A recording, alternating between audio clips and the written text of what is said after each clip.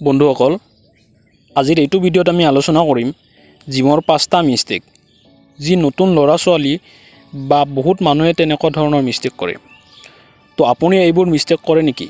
ভিডিঅ'টো সম্পূৰ্ণ চাই থাকক। তো হেল্ল' বন্ধুসকল, মোৰ নাম উদ্ধৱ দাস আৰু আপোনালোকে চাই আছে fitness solution. Gym, body building, fitness, ডাইটিঙৰ ভিডিঅ'বোৰ চাই থাকিবৰ বাবে চেনেলটো এতিয়াই ছাবস্ক্ৰাইব কৰি লওক। তো নতুন জিম কৰা বা ল'ৰা ছোৱালীবোৰে প্ৰথম যিটো ভুল কৰে সেইটো হ'ল প্ৰি ৱৰ্কআউট। বহুত মানুহ এনেকুৱা দেখা যায় যে তেওঁলোকে জিম কৰাৰ 5 মিনিট বা 10 মিনিট আগতেহে কল খায় বা জিম কৰাৰ সময়তো কল খাই থাকে।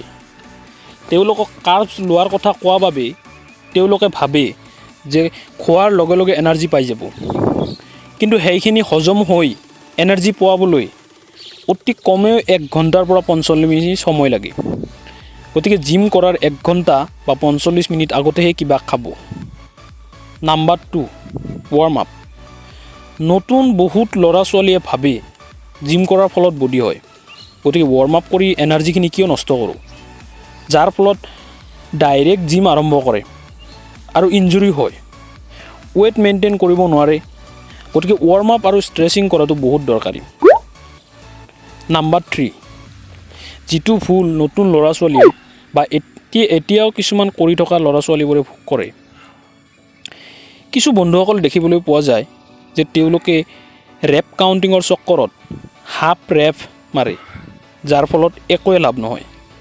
তেওঁলোকে 15-20টাকৈ মাৰিবলৈ ভাবে বা 15-20টাত মাৰাত গুৰুত্ব দিয়ে, নাকি ভালকৈ মাৰিবলৈ। গতিকে ভুল বহুত ক্ষেত্ৰত দেখা যায়। এনে ক্ষেত্ৰত যদি আপুনি 15-20টা মাৰাত চক্কৰত হাফ ৰেপ মাৰে, তেনেহ'লে একোৱে লাভ নহ'ব। যি মাৰে মাচুল কণ্টেক্ট কৰি মাৰিব, যাৰ ফলত বডি গ্ৰ'থ হ'ব। কিন্তু যদি এনেকৈ মাচুল কণ্টেক্ট কৰি নাৰাখে, বডি একোৱে গ্ৰ'থ নহ'ব। নাম্বাৰ 4, এইটো ভুল প্ৰায় বহুতে কৰে আৰু নতুন ল'ৰা ছোৱালীবোৰেতো প্ৰায়ে কৰে, যে তেওঁলোকে ফ্ৰী স্কুৱেট, ডেডলিফ্ট আদি মাৰিবলৈ হেলা কৰে।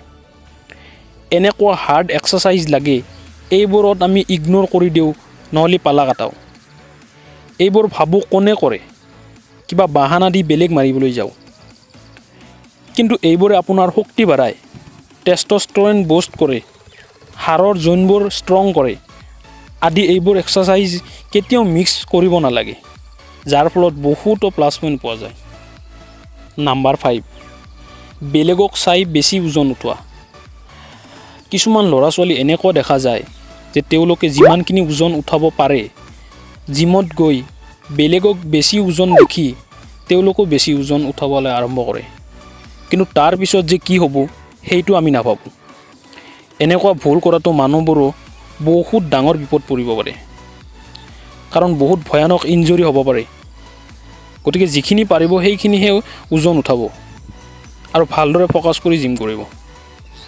তো ধন্যবাদ বন্ধুসকল, ভিডিঅ'টো ভাল লাগিলে লাইক কৰিব, এই ভিডিঅ'টো সকলো বন্ধুলৈ শ্বেয়াৰ কৰি দিয়া, যাতে সকলোৱে এনেধৰণৰ ভুল নকৰে। ধন্যবাদ। জয় অসম।